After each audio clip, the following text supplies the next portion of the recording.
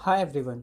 इस वीडियो में हम अपने पहले नोड मॉड्यूल्स को, जो कि एक नेटिव मॉड्यूल है, उसको डिस्कस करेंगे।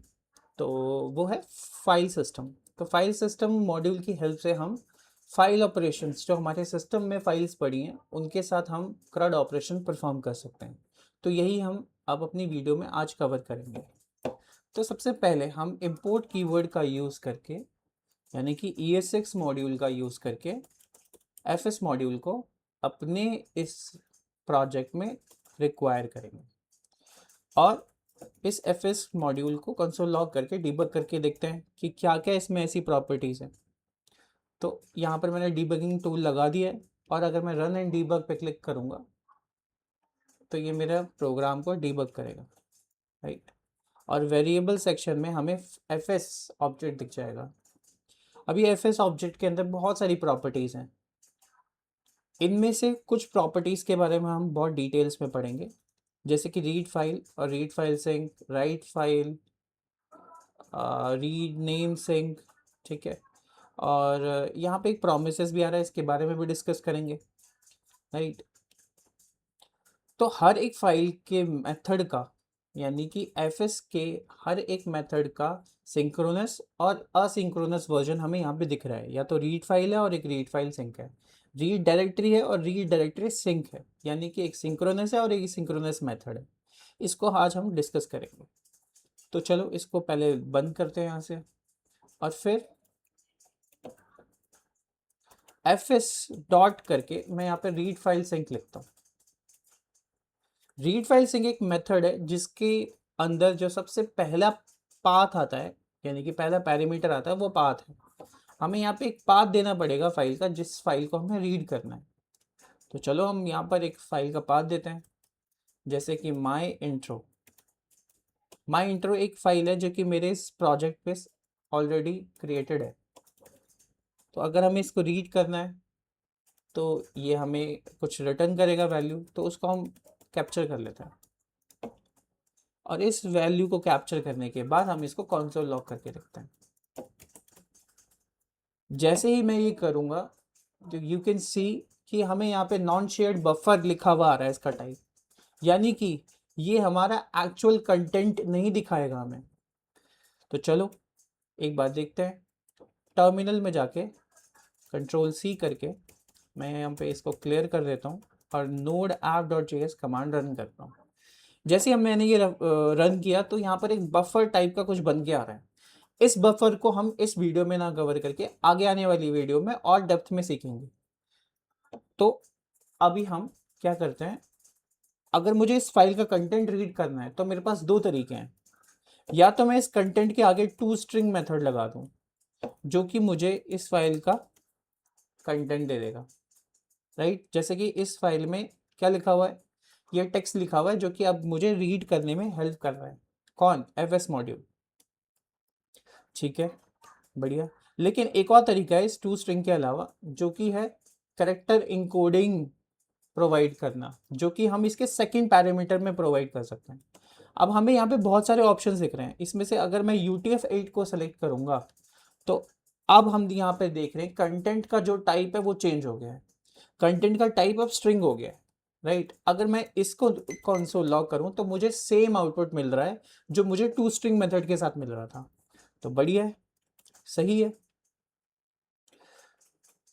अब रीड फाइल सिंक का हमने देख लिया, इस तरीके से हम फाइल को रीड करते हैं। बट दिस इज सिंक्रोनस, यानी कि ये हमारे मेन थ्रेड को ब्लॉक करेगा।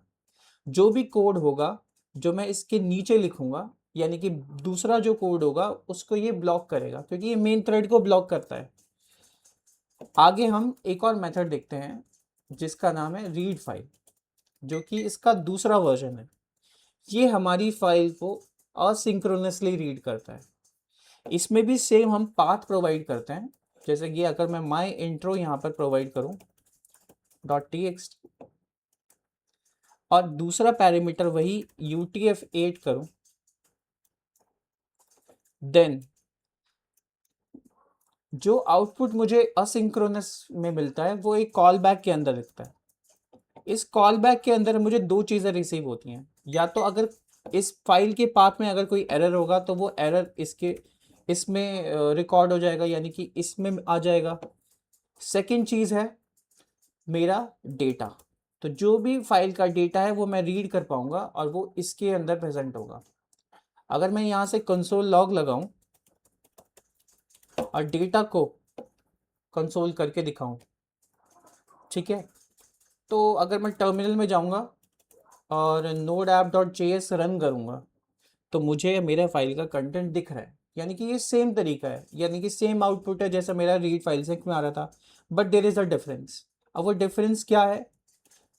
अगर मैं यहाँ पे कंसोल डॉट लॉग लगा दूं और यहाँ पे एंड ऑफ द प्रोग्राम ऐसे रन करूं, यानी कि मेरे कंसोल में ये प्रिंट होगा। और एग्जिस्टिंग रीड फाइल मेथड के थ्रू अगर मैं यहाँ पर कंसोल करता हूँ तो मेरा पहले एंड ऑफ प्रोग्राम रन हो रहा है एंड देन उसके बाद मेरा फाइल का कंटेंट रीड हो रहा है। इट मीन्स ये हमारा मेन थ्रेड को ब्लॉक नहीं कर रहा है, विच इज़ गुड, बढ़िया है। अब मैं पहला तरीका देख लेता हूँ एक बार। पहले तरीके में और दूसरे तरीके में ये डिफरेंस है कि पहले मेरी फाइल रीड होगी और जब तक मेरी फाइल का पूरा कंटेंट नहीं आ जाता, रीड नहीं होता, तब तक मेरा बाकी का जो कोड है वो ब्लॉक रहेगा। So this is the difference between read file sync and read file. अब इसके अलावा भी एक तीसरा तरीका है जो कि एफिशिएंट तरीका है जिसका यूज करके मैं फाइल को रीड कर सकता हूं, दैट इज योर प्रोमिसेस। हमने अभी डीबग करके अपने कोड को देखा था, उसमें एक प्रोमिसेस भी आ रहा था, राइट, एफएस मॉड्यूल के अंदर। तो मैं एक तरीका यूज करता हूं, एफएस फ्रॉम एफएस और प्रोमिसेस यहां लिखता हूं। बाय द वे एक तरीका और है जिससे मैं ये डिनोट कर सकता हूं कि ये एफएस मॉड्यूल जो है वो नोड के अंदर है, तो वो ये तरीका है। अगर मैं नोड के आगे कॉलन लगा के उस मॉड्यूल का नाम दे दूं जो कि नोड का बनाया मॉड्यूल है, तो एक तरीके से रिप्रेजेंट कर रहा है और कुछ नहीं। इसके साथ भी मैं प्रोग्राम को अगर रन करूंगा तो वो परफेक्टली रन करेगा। अब इंपोर्ट एफएस किया from node colon FS slash promises, तो अब ये क्या डिफरेंस लेके आता है वो चेक करते हैं। अब इस फाइल के कोड को मैं यहाँ पर इतना कमेंट आउट कर देता हूँ और fs.read फाइल करता हूँ यहाँ पे। इसमें भी सेम सिंटेक्स यूज होगा, यानी कि मैं यहाँ पे फाइल का पाथ दूंगा myintro.txt, राइट, और साथ ही यहाँ पे UTF-8 को करेक्टर इनकोडिंग को यहाँ प्रोवाइड कर दूंगा, जो कि ये बताएगा कि इस फाइल का करेक्टर इनकोडिंग ये है, जो कि इसको बफर में ना कन्वर्ट करके हमें चोल आउटपुट रिटर्न करके देगा। अब ये आउटपुट मैं इस पर्टिकुलर वेरिएबल में स्टोर कर देता हूँ। बट अब हम प्रोमिसेस का अगर यूज कर रहे हैं तो हमें यहाँ पर अवेट लगाना पड़ेगा, तो that is what a difference in the syntax wise. Okay, तो इस तरीके से हमने कर दिया और कंटेंट को यहाँ पर कैप्चर कर लिया। अब इस कंटेंट को अगर मैं कंसोल लॉग करवाऊँ तो कुछ भी डिफरेंस नहीं आएगा, वो कंटेंट को रीड करेगा और यहाँ पर मुझे आउटपुट दिखा देगा इस तरीके से,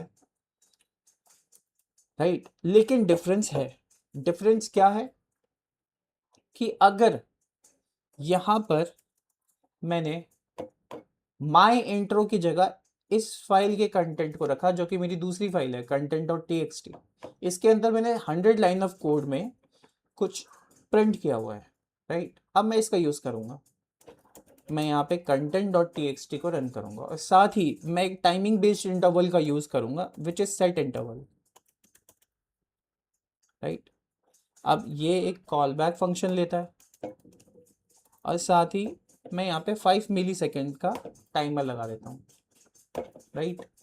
अब यहाँ पे कंसोल लॉग कर देता हूँ किसको, एक इंडेक्स वैल्यू को। तो यहाँ पे एक इंडेक्स वैल्यू ले लेते हैं जो कि 0 से इनिशियलाइज है और यहाँ पे उस इंडेक्स वैल्यू को प्रिंट कर देते हैं और उस इंडेक्स वैल्यू को प्रिंट करने के बाद मैं उसको बढ़ा भी दूंगा प्लस प्लस से, राइट। ये मैंने कोड लिख दिया। अब देखो कैसे एक फाइल का कोड रन करता है। तो नोड ऐप डॉट जेएस जब मैंने रन किया, तो अब इस प्रोग्राम को स्टॉप करते हैं और ऊपर जाके देखते हैं कि किस तरीके से कोड रन कर रहा है। तो पहले हमारा फाइल का कंटेंट रीड होने लगा, ठीक है। जैसे जैसे फाइल का कंटेंट रीड हो रहा है, जब फाइल का कंटेंट पूरा रीड हो गया, then end of program read हुआ और फिर उसके बाद ये रन हुआ, ठीक है। यानी कि ये एक तरीके से हमारा सिंक्रोनसली नहीं, असिंक्रोनसली काम तो कर रहा है, लेकिन ये एक मेन थ्रेड में काम नहीं कर रहा, एक अलग सा थ्रेड क्रिएट करके उसको पैरेलली रन करने का ट्राई कर रहा है। बढ़िया। लेकिन यही चीज अगर मैं यहां पर इसके साथ करूं तो आउटपुट डिफरेंट आएगा, वो भी करके देख लेते हैं। अगर यहाँ पर मैं कुछ ऐसा रन करता हूँ जो कि 50 मिली सेकेंड के साथ यहाँ पे मैंने सेट इंटरवल को सेट कर दिया, तो क्लियर करता हूँ स्क्रीन को और फिर उसके बाद यहाँ पर नोड ऐप डॉट जेएस को रन करता हूँ। ओके, यहाँ पे रीड फाइल सिंक आ रहा है। ओके, मैंने यहाँ पे प्रोमिसेस को कमेंट आउट नहीं किया, तो इसको एक बार कर लेते हैं। अब यहाँ पे रन होगा मेरा कोड, तो ये कुछ ऐसा रन कर रहा है। यानी कि क्या हो रहा है, यहाँ पे हमारा रीड फाइल सिंक मेथड हमारे कोड को ब्लॉक कर रहा है। जब तक वो फाइल के कंटेंट को रीड नहीं कर देता, वो आगे नहीं बढ़ेगा, राइट। तो इससे हमारी एप्लीकेशन परफॉर्मेंट नहीं बनती है। So the basic difference between this read file sync and the promises method of read file is the performance. तो अगर परफॉर्मेंटली हमें अपनी एप्लीकेशन को क्रिएट करना है, तो हमें प्रोमिसेस का रीड फाइल मेथड यूज करना चाहिए। So that's it for the video. अब हम नेक्स्ट वीडियो में कवर अप करेंगे कॉन्सेप्ट को, जो कि होगा हमारा फाइल सिस्टम के राइट फाइल का मेथड। तो हम कैसे एडिट कर सकते हैं, हम ये सब नेक्स्ट वीडियो में सीखेंगे। So that's it, stay tuned.